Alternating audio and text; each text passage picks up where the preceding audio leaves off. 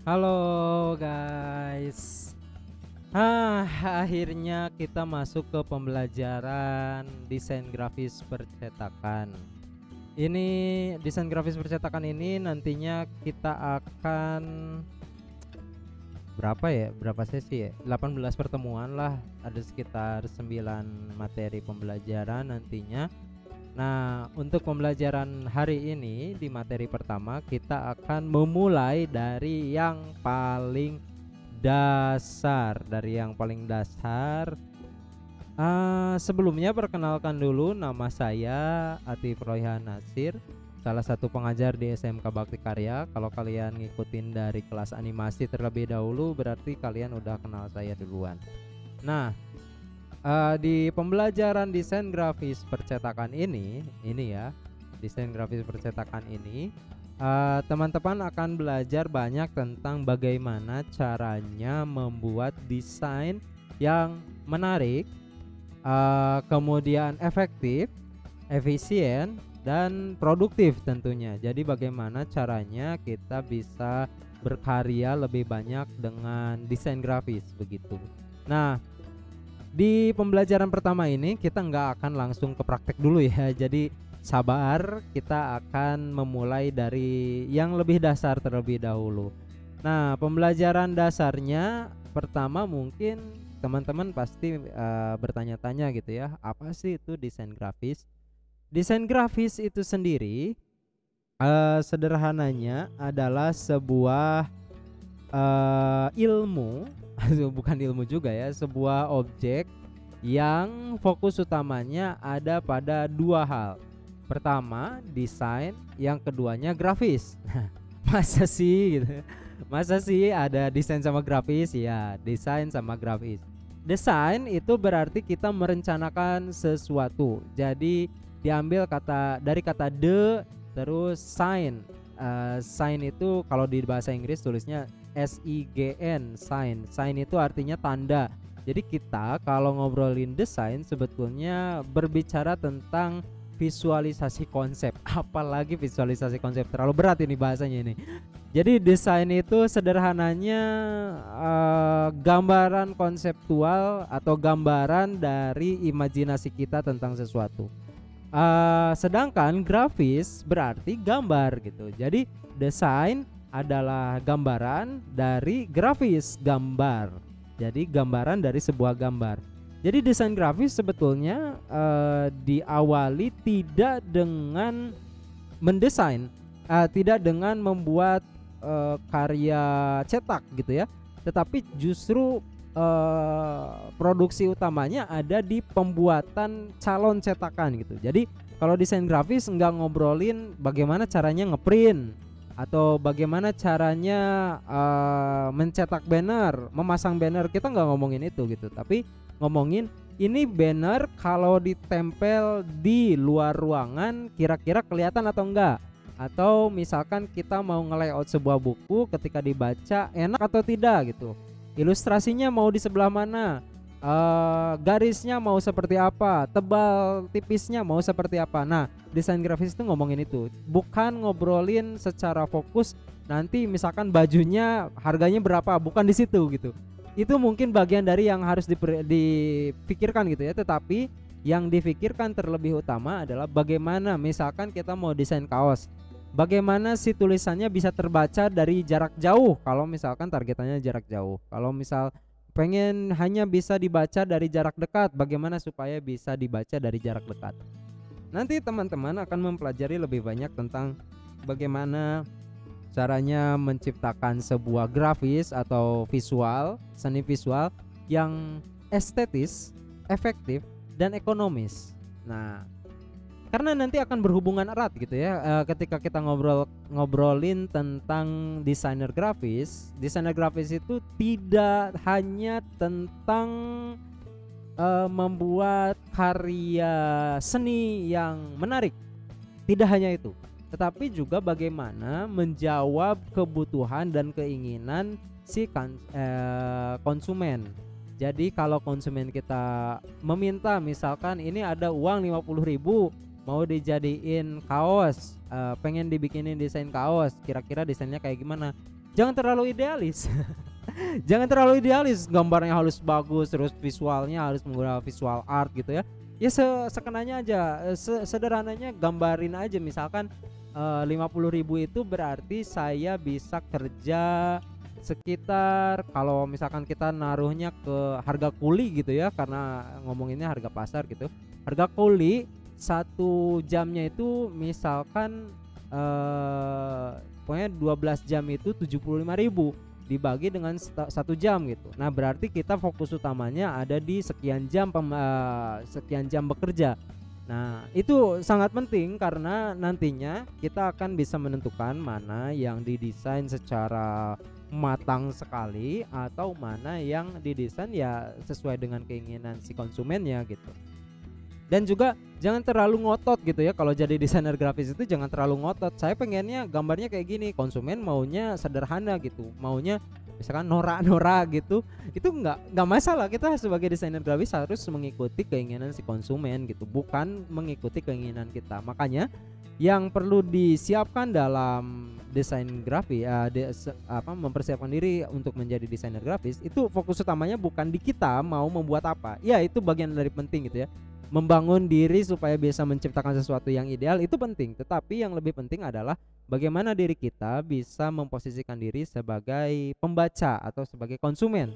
Oh, saya maunya tulisannya bisa terbaca, informasi yang bagian A terbaca dengan jelas, informasi bagian B hanya selingan-selingan saja. Nah itu yang kita susun gitu ya, yang kita arahkan kira-kira nih visualnya seperti apa. Desain grafis ini kalau di pembelajaran di perkuliahan, teman-teman nanti akan mempelajari di banyak sekali jurusan. Jadi sebetulnya kalau teman-teman bisa menguasai kemampuan dasar desain grafis ini, teman-teman akan sangat terbantu dalam mata kuliah. Kalau mau kuliah gitu ya, akan sangat terbantu dalam kuliah-kuliah seperti jurusan desain komunikasi visual, kemudian desain produk, kemudian bisa juga teman-teman kalau di ilmu komunikasi biasanya ada juga di bagian PR. Teman-teman yang belajar PR juga harus nyiapin presentasi kan, harus nyiapin konsep dari sebuah iklan. Itu juga bisa sangat membantu dari mata pelajaran desain grafis ini. Selain itu, desain grafis juga bisa memperkuat diri kita untuk memiliki kemampuan presenting atau mempresentasikan sesuatu dengan baik. Jadi kalau kita biasanya yang paling standar itu PowerPoint kan. Nah, kalau kita udah bisa belajar desain grafis, setidaknya kita punya referensi yang baik lah, kurang lebih referensi yang baik untuk gimana nih menciptakan PowerPoint atau presentasi yang mudah untuk dilihat, mudah untuk dicerna oleh orang lain. Kurang lebih seperti itu. Nah, di pembelajaran desain grafis pertemuan pertama ini kita akan fokus kepada yang namanya nirmana. Apa sih itu nirmana? Nirmana itu kalau diartikan artinya nir itu tidak ada, mana itu artinya makna. Jadi nirmana itu tidak ada makna, saudara-saudara. Jadi artinya kita dalam pertemuan kali ini akan mempelajari tentang bagaimana membuat sesuatu yang tidak ada maknanya. Ya, tepat sekali. Tidak ada maknanya akan kita pelajari di pertemuan kali ini. Nah, apa saja yang akan teman-teman butuhkan dalam pembelajaran kali ini? Ada banyak sebetulnya alat yang bisa ngebantu teman-teman dalam mempelajari nirmana. Tetapi konsep dasarnya kurang lebih akan fokus di 3 hal. Pertama, titik. Ya, benar sekali, titik. Mana ya kita mau membuat sebuah titik. Titik. Oke, kita lock dulu ya ininya. Pertama, titik. Nah, yang kedua fokus utama kita adalah garis. Garis. Wah, kok garisnya seperti ini? Bentar, saya sesuaikan dulu. Kaligrafi garis. Yang ketiga, bentuk. Bentuk itu ada banyak ya. Ada segi kok segi 4 gitu. Segi empat ini yang tebal. Mana ini? Segi empat, terus ada juga mana ini? Ini dia. Ada segitiga, ada segi empat, segi lima, segi enam. Ini bentuk semuanya ya. Semuanya adalah bentuk. Nah, fokus utama kita ada di 3 hal dalam mempelajari nirmana. Pertama titik, kedua garis, ketiga bentuk.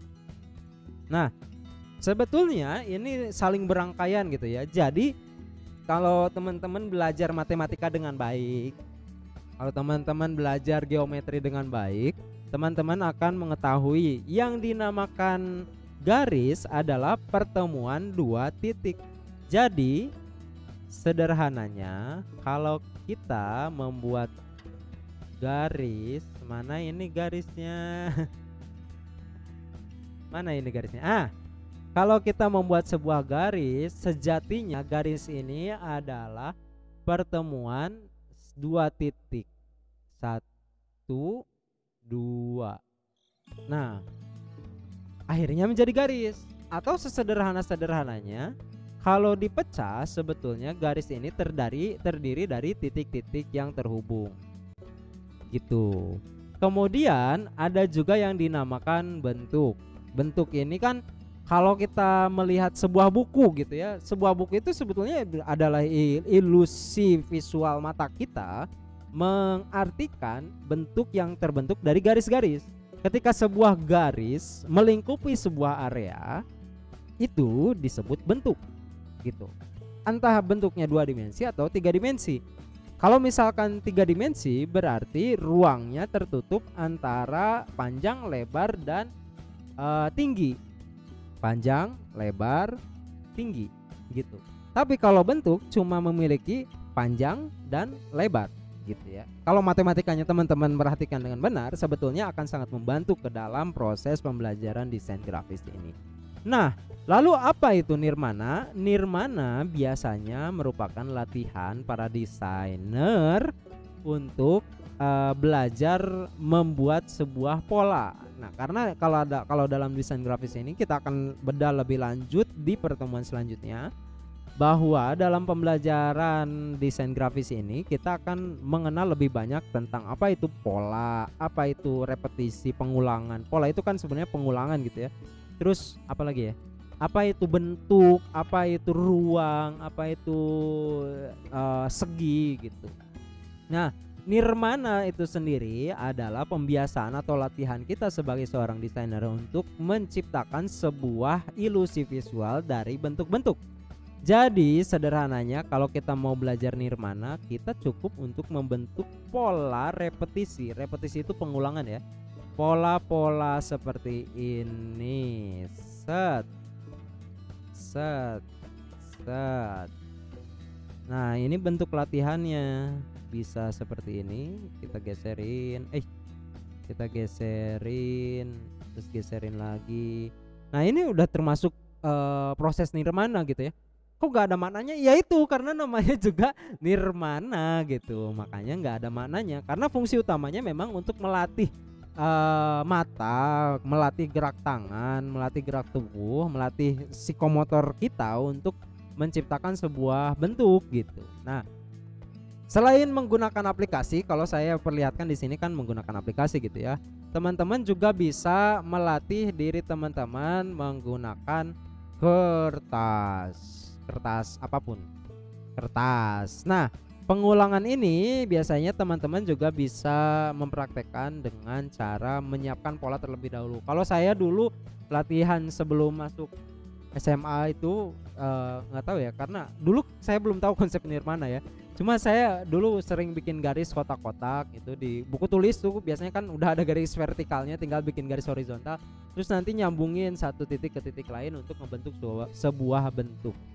Nah, itu adalah konsep nirmananya. Nah, untuk pembelajaran semester ini di materi desain grafis atau dasar desain grafis dan nirmana ini, teman-teman akan saya berikan tugas untuk membuat sebuah pola nirmana. Ukurannya jangan terlalu besar lah. Yang penting bentuknya, bentuknya apa, persegi kayak gini lah.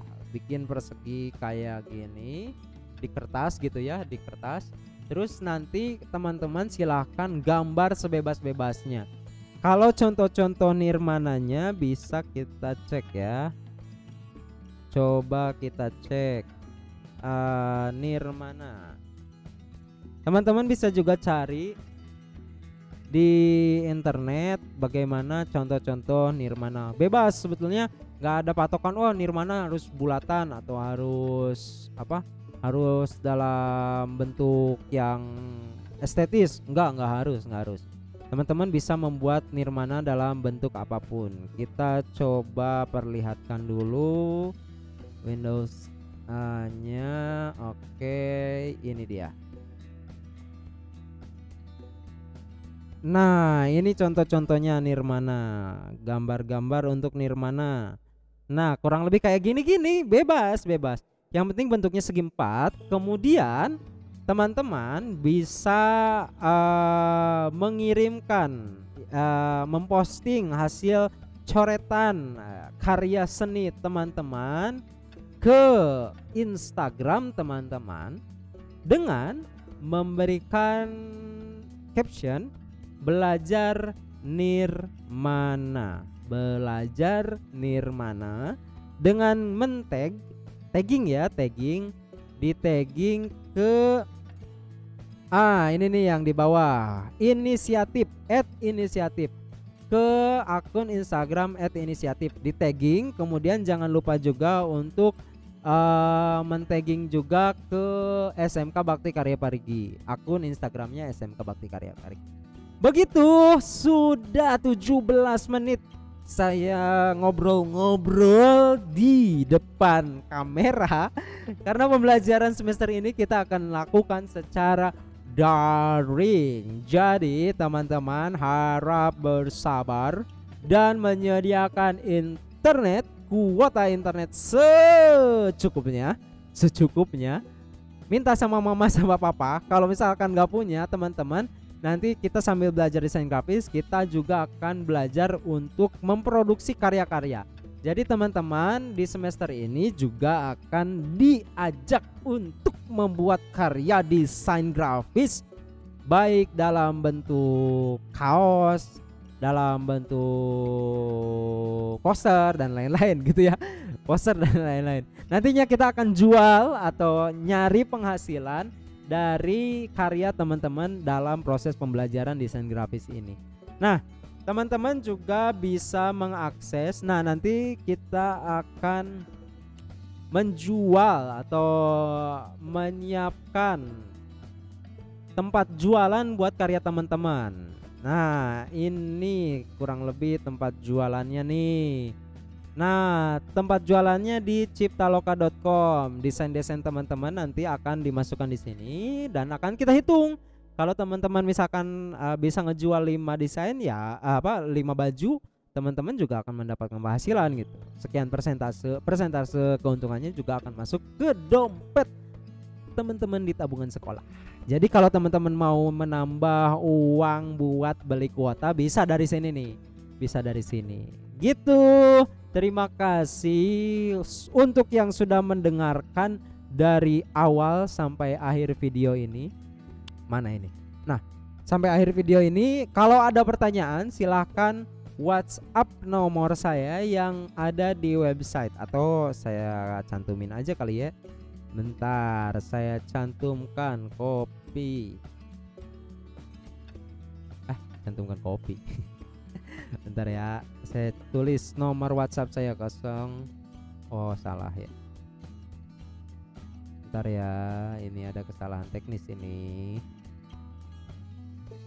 Nah, di sini.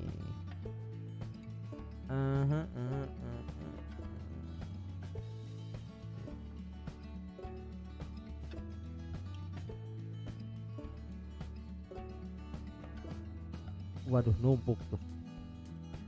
Mana ini? Nah, ini. Nah, di nomor yang tertera di bawah itu Kalau @inisiatifnya untuk kumpulin tugas di Instagram @inisiatif. Kalau mau tanya-tanya tentang materi hari ini, saya mau pelajari lebih jauh tentang desain grafis, bisa di WhatsApp saja nomor saya. Kalau agak telat-telat dikit berarti sayanya lagi sibuk. Kalau misalkan saya agak longgar nanti akan saya respon dengan cepat. Kalau saya sedang longgar waktunya. Begitu, sebelum kita tutup, jangan lupa untuk subscribe SMK Bakti Karya Parigi, mau di YouTube, Facebook, Twitter atau media sosial lainnya, itu boleh di subscribe. Terus jangan lupa juga dinyalakan notifikasinya supaya teman-teman bisa mendapatkan update terbaru dari video-video yang diunggah para guru, siswa, dan siapapun yang berkontribusi di SMK Bakti Karya. Begitu.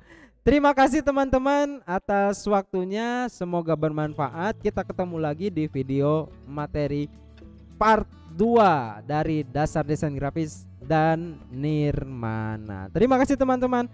Semangat terus belajarnya. Assalamualaikum warahmatullahi wabarakatuh.